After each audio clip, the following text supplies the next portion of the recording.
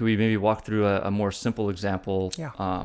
Because like I said, our house, we bought it a year ago, so hasn't really had an opportunity to gain a whole lot of appreciation where I can borrow against it. So, say I've got $100,000 in cash that I want to use in a lending situation. Okay. I think it might be a little bit more simple. Let's just use $100,000. Okay, so you have $100,000. You want to put it out there. What kind of rate of return do you want to earn on it? Ideally more than 7%, because historically I could and up. do that in securities. Although recent returns have been a little bit more, but sticking with the long-term average. So I wouldn't even suggest someone look at real estate mortgages for under a 12% return. Okay. I really even wouldn't look at transactions that didn't give you at least a 12% or higher return. Okay. And the real decision is, how long do you want it to last? So the individual person like yourself, if you want to always be evaluating transactions, then there's a scale. The first one is, you're going to loan this money for the purposes of people doing quick turnaround flips, things of that nature. Bridge loans. Okay. So someone has a deal. They need X amount of dollars to close this up, and then they'll refinance you. So maybe that's considered like a 0 to 6 month deal. Okay. A rehab, I would say that's probably about a 12-month transaction, just considering. Anything less than that's great, because it'll drive your rates up. Meaning that if you charge 10 points on a loan and 12% interest, whatever, maybe 6 points, 18% return. If that's the case, and you make them a loan that's 1 year out, a year long, and they pay off early, your yields go up, because all those points now that you just earned, maybe it was only over 4 months instead of 6 months. So you're going to earn a higher return for that. And I would choose the type of properties that you want to own. So go into properties and go, okay, where's the value? I'm going to choose your own loan to value, how much you'll loan as secured by the property. And then look at the ones, if you go, I want rehabs, or if you don't want rehabs, if you're buying in a different state and you don't have the contractors for that state, then you say, I want properties that are already finished. We can insure against things like damage, provided that the insurance that's on it is adequate, right? We already talked about that. But you can say, I want to have coverage for loss or damage, fire, those type of things. Second thing you can do is you can get title insurance to ensure the position that you're buying is the actual position that's on there, that nobody else is owed on that. If you want a first position mortgage on it, and you want that to be the only mortgage that's against it if you're the lender. So as a matter of fact, without those two things, I wouldn't do it. You just don't want to place your money against something because someone comes in and says, oh, I need to borrow $50,000. Here's a project. I had a client that called me and said, I got somebody that wants to borrow $50,000 and it's secured against a property that's worth $1 million. Okay. Red flag.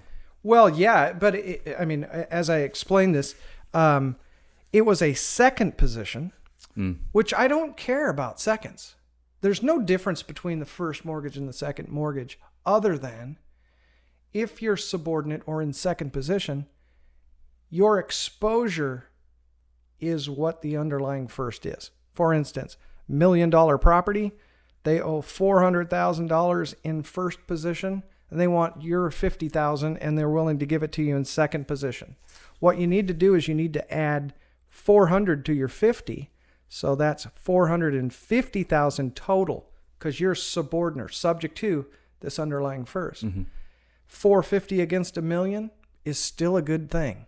So if you loaned in this position, you still have rights of foreclosure. You can still take it over. Just know that when you get it back, it won't be free and clear. There'll be a $400,000 underlying first ahead of you that you need to keep current. So the terms of this underlying $400,000, that would be important to you as a lender in second position. But You know what I'm saying?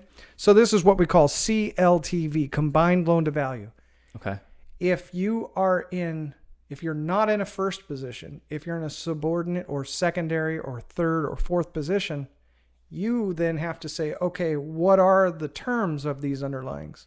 And we love that as real estate lenders, is to look at it and go, oh, they owe a first to the bank at 4%.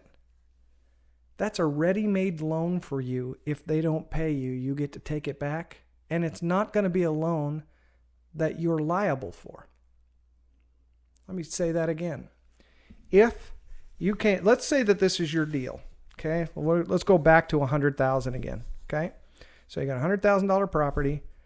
Person owes, $100,000 property. Person owes $40,000 in first position.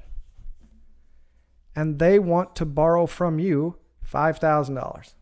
That might be a very, someone has the entrance fee to play that game. Then, and this is at 4% interest. So maybe the $40,000 is at 4% and they owed it when they bought it or they took over an existing loan that had that on there. Okay, great. You loan them $5,000. As the lender, you need to look at it and go, my exposure is $40,000. So if I foreclose on this, I'm not going to own a $100,000 property for $5,000. I'm going to own a $100,000 property that has a first mortgage on it with a balance of 40. This equity portion here is still available for you to profit from. Because if you take it back and you're the successful bidder on the process, then all that's your equity. Okay. And now I would be liable for paying the bank the $40,000. You're obligated, but you're not liable. Obligated. Because you're not the signer of this underlying. You just need to, as a secondary lender, keep it current, keep making the payment. So let's say that this has, I don't know what 4% of 40,000 is a payment as far as principal and interest, but let's say it's $250 payment. Okay. Just for argument's sake. Mm-hmm. If that's the case, every month while you're foreclosing the property, if they're not continuing to make this payment, which if they're in foreclosure, that could possibly be a situation like that, you need to send off $250 to the underlying first mortgage and keep them current so that they don't have an action that they're going to bump you out. If this person here forecloses and you don't do that, your mortgage can be wiped off altogether. So you keep them current, foreclose it, take it to the auction. And at the auction, you put in your bid. If no one else bids, you own the house, but you're subject still to an underlying first mortgage of $40,000. You just continue to make that payment to that lender. Mm-hmm. So that obligation is there. But in the event that you decided, I don't want it anymore, you're not the signer of that loan.